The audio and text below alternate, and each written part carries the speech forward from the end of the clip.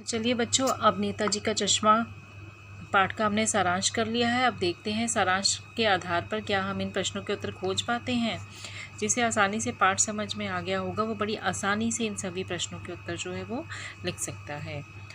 जैसे कि चश्मे वाले को लोग कैप्टन क्यों कहते थे, नेताजी की मूर्ति में क्या खटकता था, हालदार साहब की क्या आदत थी, पान वाला कैसा दिखता था, कैप्टन क्या काम करता था, कैप्टन का व्यक्तित्व कैसा था, हालदार साहब ने कैप्टन को देशभक्त क्यों माना, मूर्ति पर सरकंडे का चश्मा क्या दर्शाता है, क्या सिर्फ सीमा पर तैनात फौजी ही देश प्रेम के परिचायक हैं, जब तक हालदार साहब कैप्टन से मिले नहीं थे तब तक उसकी कैसी तस्वीर उनके मानस पटल पर थी। अब ये तो हो गए पाठ्य पुस्तक पर आधारित प्रश्न, लेकिन साथ ही साथ इस पाठ में बहुत से ऐसे प्रश्न हैं जो हमारे व्याकरण के पक्ष से भी जुड़े हुए हैं। तो हम इनको भी आसानी से हल करने का प्रयास करते हैं, इनकी भी हम लोग प्रैक्टिस करेंगे, ठीक है। और इन प्रश्नों में से अगर कोई भी प्रश्न आपको कठिन लगता है आप कमेंट बॉक्स में लिखिए, आपको उसका उत्तर साथ के साथ मिल जाएगा। अध्ययन भी हो जाए इस चैप्टर में से नेताजी का चश्मा। इसमें भाषा अध्ययन के अंतर्गत जो है हम लोग व्याकरण के कुछ प्रश्न जो है वो हल करेंगे। जैसे कि कर्म वाच्य में बदलो। अब हमने वाच्य किए हैं तो इन सभी वाक्यों को हमने कर्म वाच्य में बदलना है। जैसे पहला है हमारे पास, पान वाला नया पान खा रहा था। अब इसमें हमें कर्म वाच्य में इसे परिवर्तित करना है, तो आसान सा तरीका है, पान वाला नया पान खा रहा था, पान वाले के द्वारा नया पान खाया जा रहा था। क्या बन जाएगा, पान वाले के द्वारा नया पान खाया जा रहा था, ये बदल जाएगा कर्मवाच्य में। फिर है, पान वाले ने साफ बता दिया था।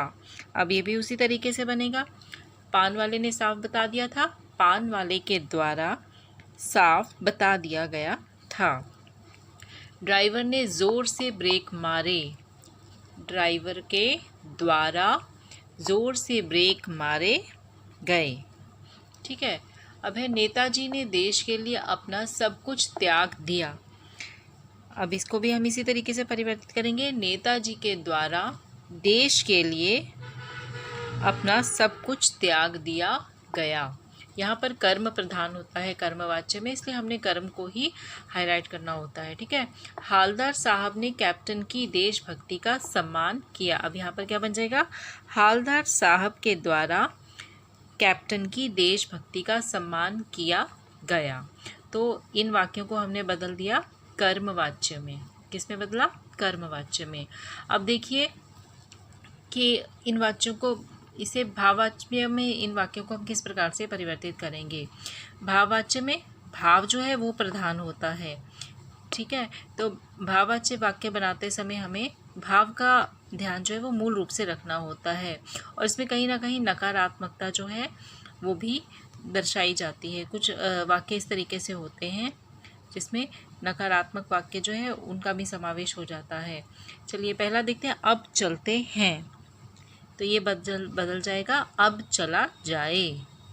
माँ बैठ नहीं सकती। अब यहाँ नकारात्मकता का भाव आ गया, माँ बैठ नहीं सकती, माँ से बैठा नहीं जाता। अब ये भाव व्यक्त किया जा रहा है कि माँ बैठने में सक्षम नहीं है, बैठ पाने में सक्षम नहीं है, तो माँ से बैठा नहीं जाता। नेक्स्ट है, मैं देख नहीं सकती, मुझसे देखा नहीं जाता। चलो अब सोते हैं। बिल्कुल इसी की तरह परिवर्तित होगा, जैसे अब चलते हैं बदला था हमने, उसी तरीके से हम इसको भी बदलेंगे। चलो अब सोते हैं, ये बन जाएगा चलो अब सोया जाए।